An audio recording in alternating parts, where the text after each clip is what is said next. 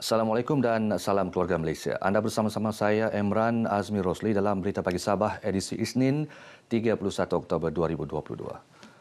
Menjelang pilihan raya umum ke-15 PRU15 dan susulan ramalan musim tengkujuh, Majlis Keselamatan Negara MKN Sabah siap siaga bagi menghadapi bencana banjir dan memastikan keselamatan pengundi terjamin ketika keluar melaksana tanggungjawab mengundi. Menurut pengarah MKN Sabah Datuk Nur Alam Khan Wahid Khan, kesiapsiagaan pihaknya terutama di kawasan berisiko dan terjejas banjir juga penting demi memastikan kelancaran proses pengundian. Sebab kita tidak mahu tanggungjawab besar rakyat tersebut terganggu terjejas oleh banjir tersebut. Kalau boleh MKN juga kena siap siaga sebab itu pun melibatkan satu keselamatan juga, unsur keselamatan kan. Yang perlu kami ambil kira dan juga kami pun melihat bahawa kami ada peranan di situ juga. Datuk Nur Alam menyatakan demikian kepada pemberita RTM selepas merasmikan program komuniti pinggiran kota di Putatan. Ia melibatkan program gotong royong membersihkan pantai di Taman Teluk Villa Putatan. Program tersebut disertai 100 orang dari pelbagai jabatan dan badan bukan kerajaan NGO serta penduduk di Taman Teluk Villa Putatan.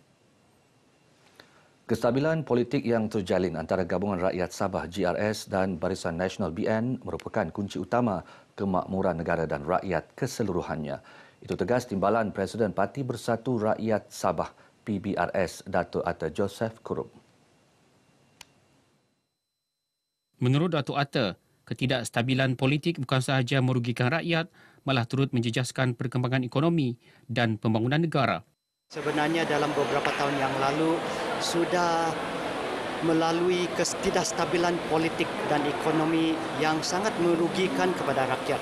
Jadi sekarang Malaysia khususnya rakyat, kita memerlukan negara yang stabil dan kita perlu mengembalikan kestabilan politik untuk memastikan bahawa negara kita boleh membangun mengikut aras yang baik, yang betul.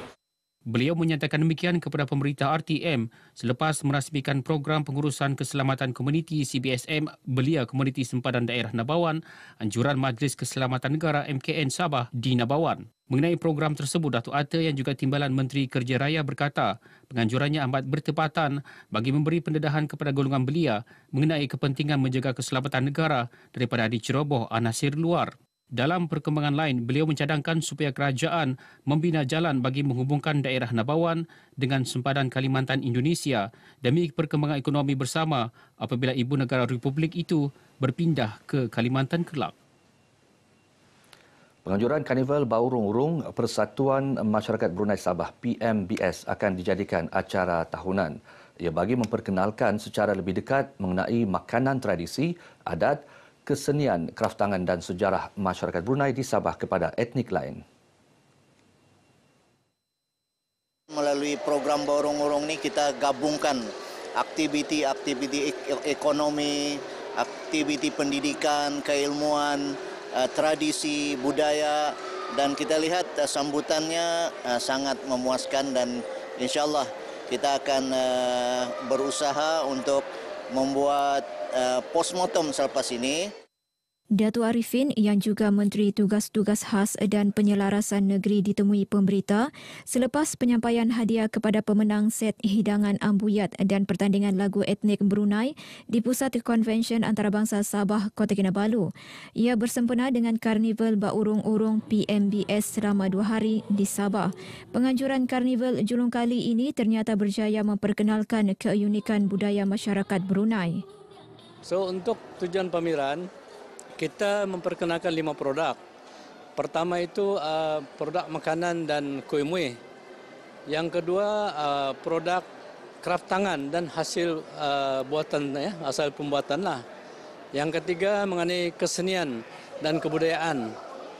Yang keempat mengenai dengan permainan masyarakat Brunei. Menunjukkan bahawa negeri Sabah mempunyai suku bangsa yang berbeza dan juga mempunyai anutan serta kepercayaan masing-masing. Dan ini sesuai dengan konsep keluarga Malaysia. Karnival Baurung-Urung dijenamakan semula bagi menggantikan Pesta Gambus. Lembaga Kemajuan Ikan Malaysia LKIM akan membangunkan sebuah pasar nelayan di daerah kecil Paitan dengan peruntukan sedia ada RM200,000. Ia bagi meningkatkan pendapatan keluarga nelayan di daerah ini dengan memasarkan dan menjual hasil tangkapan secara terus kepada pembeli. Menurut Menteri Pertanian dan Industri Makanan, Datuk Seri Dr. Ronald Kiandi, pembinaan pasar nelayan ini dijangka siap akhir tahun depan. Ia menjadikannya pasar nelayan LKIM ke-12 di Sabah dan merupakan ke-136 di Malaysia. Dan bagi kemudahan para nelayan yang ada di kawasan ini bagi satu ruang menjual hasil tangkapan mereka di kawasan luar bandar yang ada di Paitan ini. Jadi kemudahan ini merupakan antara kemudahan-kemudahan yang akan diberikan oleh LKIM. Beliau ditemui pemberita selepas majlis pecah tanah projek berkenaan di Paitan. Pembinaan projek berkenaan disambut baik golongan nelayan di daerah tersebut. Kami berterima kasih kepada pihak LKIM, Ibu Menteri yang telah berusaha untuk memajukan kami ke hadapan, untuk mendorong kami ke hadapan. Nah, itulah janji saya. Sehabis mampulah yang saya bikin. Bersyukurlah kepada Yang Berhormat Datuk Seri Dr. Ronald Kiandi kerana membantu kami dari segi pasar nelayan, dan persatuan nelayan yang ditubuhkan dapat membantu kami dari segi pembangunan ataupun peruntukan bantuan-bantuan dari pihak LKM para nelayan kawasan Paitan. Terdahulu, Datuk Ronald menyaksikan penyerahan bantuan touchpoint enjin sangkut kepada 20 nelayan Paitan dengan peruntukan RM200,000. Perkembangan semasa COVID-19. Sabah merekodkan 156 kes baharu semalam dengan kadar penularan 11.89% yang diperolehi daripada 1,312 sampel ujian. Menurut kenyataan Menteri Kerajaan Tempatan dan Perumahan, Datuk Seri Panglima Masidi Manjun, Kota Kinabalu kembali merekodkan kes 2 angka dengan 60 kes. Turut merekodkan kes 2 angka ialah daerah Putatan 16, Tuaran 14 dan Sandakan 13. Manakala 10 daerah lagi tidak merekodkan sebarang jangkitan baharu. Sejumlah 155 kes semalam berada dalam kategori 1 dan 2 serta 1 kes dalam kategori 3. Pemimpin persatuan atau koperasi berkaitan nelayan diminta sentiasa menjaga kebajikan setiap ahlinya. Mereka juga diingatkan supaya tidak mementingkan diri sendiri, sebaliknya sentiasa bersedia membantu golongan nelayan yang memerlukan. Menurut Ahli Dewan Undangan Negeri Aduan Apas, Datuk Nizam Abu Bakar Titingan, menerusi persatuan atau koperasi nelayan, pelbagai aktiviti dan kemudahan maupun bantuan yang diberikan kerajaan kepada golongan tersebut dapat disalurkan dengan lebih berkesan.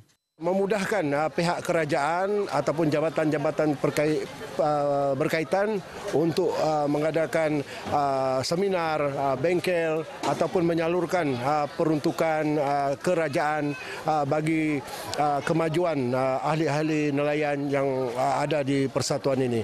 Dan juga saya berharap agar mereka yang telah dilantik sebagai kepimpinan persatuan ini dapat melaksanakan tanggungjawab mereka dengan sebaik mungkin. Datuk Nizam menyatakan demikian kepada pemberita selepas merasmikan Persatuan Kebajikan Nelayan Kampung Titingan di Tawau. Terdahulu dalam ucapannya, Datuk Nizam menasihatkan golongan nelayan supaya tidak bergantung sepenuhnya kepada hasil laut, sebaliknya berusaha melakukan inovasi terhadap hasil laut yang diperolehi demi menjana pendapatan lebih tinggi sekaligus meningkatkan ekonomi keluarga. Dalam majlis ini, Datuk Nizam menyalurkan sumbangan RM3,000 kepada Persatuan Kebajikan Nelayan Kampung Titingan Tawau yang baru ditubuhkan. Ia bagi memudahkan pelaksanaan program dan aktiviti persatuan itu selain membantu golongan nelayan yang memerlukan. Setiap individu perlu memahami sistem hak asasi bagi membolehkan mereka menikmati kehidupan dan hak yang sama tanpa mengira perbezaan bangsa, agama dan budaya. Di Sabah, Persatuan Hak Asasi Rakyat Sabah antara persatuan yang memberi fokus untuk membantu dan menangani masalah yang dihadapi masyarakat, khususnya melibatkan hak asasi. Menurut Penasihat Persatuan Hak Asasi Rakyat Sabah, Datuk Seri Lieutenant Kolonel Dr. Ling Hee Sing, persatuan di bawah pimpinan Presidennya Lee Poon Yee ini mempunyai kaedah yang sistematik dan teratur dalam menyelesaikan aduan yang diterima berkaitan hak asasi. Dalam pada itu, beliau berharap masyarakat berbilang kaum sentiasa menghormati dan bersikap mulia sesama individu. Ini kerana setiap individu mempunyai hak untuk menikmati kebahagiaan tanpa menggugat kehormatan hidup individu lain. Beliau menyatakan demikian ketika berucap merasmikan majlis sambutan ulang tahun ke-10 Persatuan Hak Asasi Rakyat Sabah dan upacara angkat sumpah ke-6 di Kota Kinabalu. Dalam majlis ini, Jabatan Penyiaran Sabah diumumkan sebagai penerima sijil penghargaan Best Services Awards. Sijil penghargaan disampaikan Lee Poon Yee. Program Sempurna Sepakat Hebat 2.0 wajar diteruskan bagi meningkatkan pencapaian kecemerlangan pelajar di daerah itu. Ahli Dewan Usahawan Bumiputra Sabah, Datuk Abdul Hajan Gurimbang berkata, program anjuran Pejabat Pendidikan Daerah Sempurna dan Persatuan Pengetua Sekolah Menengah Sabah ini bertujuan melahirkan lebih ramai pelajar cemerlang SPM 2022. Untuk melahirkan anak yang cemerlang dalam dunia pendidikan. Itulah antara lain motif dan utama Pejabat Pendidikan Daerah dan Persatuan Pengetua bagi menghadapi peperiksaan sijil pelajar Malaysia SPM. Karena sekolah menengah ini adalah ejen perubahan bagi mendapat kejayaan.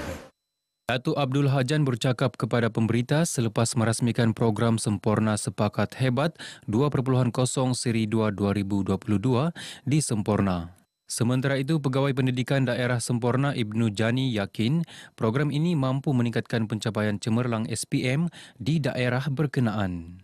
Program ini bukan sahaja kepada kecemerlangan ini bukan saja kita target kepada pelajar tetapi juga ibu bapa dan semua yang terlibat, guru-guru dan semualah kita pacu untuk menjamin kecemerlangan SPM khususnya untuk daerah Semporna pada tahun ini.